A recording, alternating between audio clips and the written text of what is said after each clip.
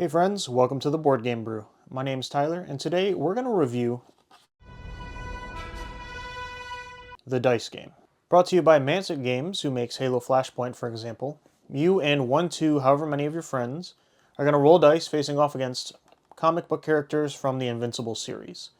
This is based on the comics, not the show, so the art is going to be a little bit different. It's not the same as what you might see if you just watch the Amazon show.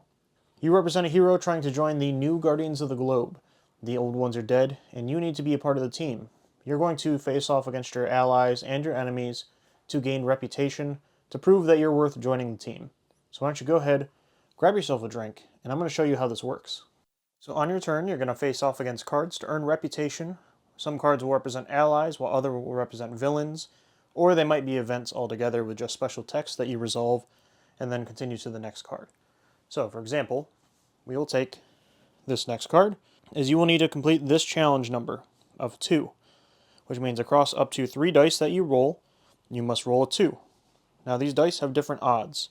So starting here, the red one can go all the way up to 4 with no misses, all the way down to the yellow, which has 3 misses and 3 ones. Also, every turn you'll be rolling the blue die, which will give you a special ability such as a reroll, just a regular hit, times 2 for one of your dice. You will lose an energy, or your health over here, or you can block one of the energy that you would have lost had you failed the card. So I need to get a 2, so I will take these dice, roll them, and I got a 3 and a mask. The mask would prevent damage if I needed to take damage, which is right here. 1 damage if I had failed the card. I did not, so I don't lose any health. This card is worth 2 points. Set it aside. I will score it at the end of the round. Let's say I failed, so let's say this is my next card, and I cannot use these dice again. Let's say this is the card I'm facing, and this was my roll. In this case, I only rolled 2, and so I will lose 2 health. Get rid of 2 of the cubes. Now I only have 1 health left, and these dice are still spent. I cannot re-roll these at all.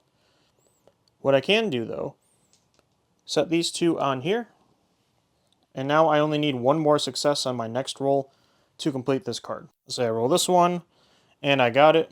This goes towards my pile. At this point, I could choose to stop. I only have so many dice remaining, and I would score 5 points. If I were to choose to keep going at this point, and I did lose my last health cube, I will not score any points, including the 2 cards that I already succeeded at.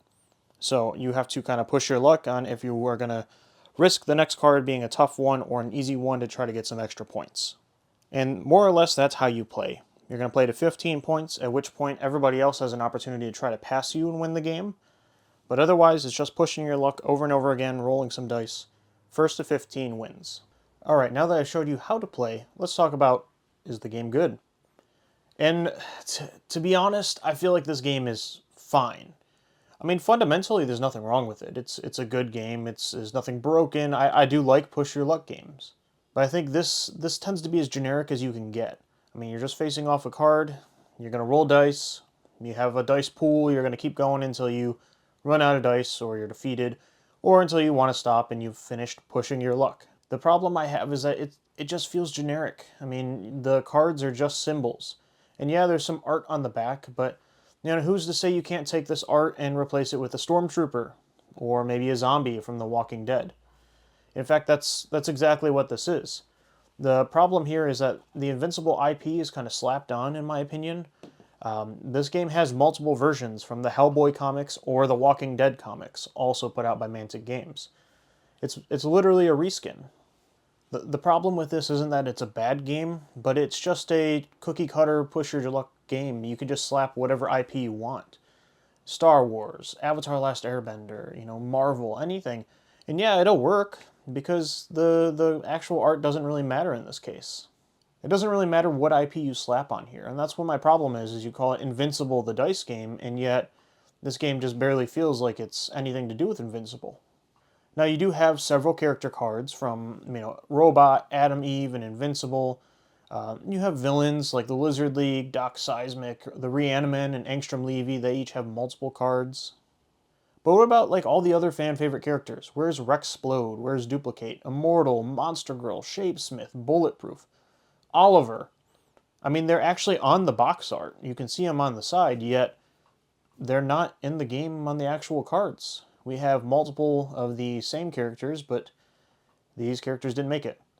And then you got the villains that are missing. Where is Omni-Man, or any of the Viltrumites for that matter? What about the Maulers, Titan, Machine Head, Battle Beast? Now, I do gotta say, I haven't read the comics. I have only watched the show. So maybe these characters aren't as big a deal in the comics. But they're on the side of the box, so I know they at least exist. Well, then you have the cards themselves. They fit their purpose. I mean, they do what they need to do. They show the correct symbols and everything. But, maybe just like even the name of the character you're looking at would be nice. Hey, this is Angstrom Levy, or, there's no elephant in the game, but elephant, or, Kill Cannon. I don't even think Kill Cannon's in the game, but just another example of, hey, maybe just a little bit to make this feel like an Invincible game, not just artwork on the back. Some flavor text here and there would really have just made the theming of it feel a lot more impactful. Now, I do like to give the IP-based games an IP score based on how well it interprets that IP or makes you feel like you're in that universe, or simulates mechanics if it's a video game or whatever.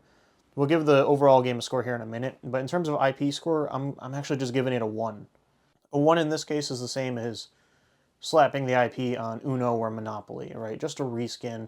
Doesn't really affect the game or change the game or anything like that. And a 5 being, if you really felt like you were in that universe or it simulates that universe really, really well, it's a unique experience. And then let's get back to the game. The game itself is fine. There's nothing bad about it.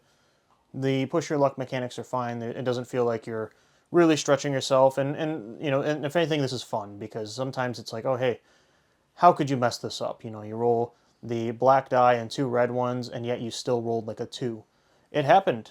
My wife and I played it a couple times, and there was some surefire, I need a 3 to succeed on this one. All right, I'm just using my heaviest dice, and I'm going to stop. And boom, you lost. And how did you pull that off? It's a really fun mechanic. I do like push your luck in games. I just don't feel like this game is very original about it. This game kind of fits that role of we just finished playing all our big games for the night. We got a little bit of time. We don't really need to leave yet. We can still play a little bit more, but we don't have enough time to bust out one of these games behind me. Okay, well let's just get out like a 15-minute dice chucker. We're gonna push our luck playing Invincible, the dice game. That's kind of the role this fits in my collection. Is just what can we do to kill some time because we want to play a game, but we don't really have enough time to play a big game. So according to Board Game Geek's descriptions, that's how I like to score my games. The tag for this one is okay, and I will play if I'm in the mood, which is a solid 6 out of 10. And truthfully, if it wasn't for the artwork and me liking the IP, it probably would be a little bit lower. But yeah, 6 out of 10 is what I'd give this game. It's fine. There's worse games out there. There's a lot of bad games out there. There's nothing bad about this, but it's pretty simple and it's pretty cookie cutter. I will say if you like other dice chucker games, games that I like are zombie dice and popcorn dice. Again, just good ways to kill some time, have some fun, and just roll some dice. But yeah, so if you felt that I was wrong, you think I don't like this game and that I'm the worst and that you love this game, let me know in the comments. I want to hear it. Or if you think I'm totally right and whatever, in the comments as well. Just anything you can do to engage with me.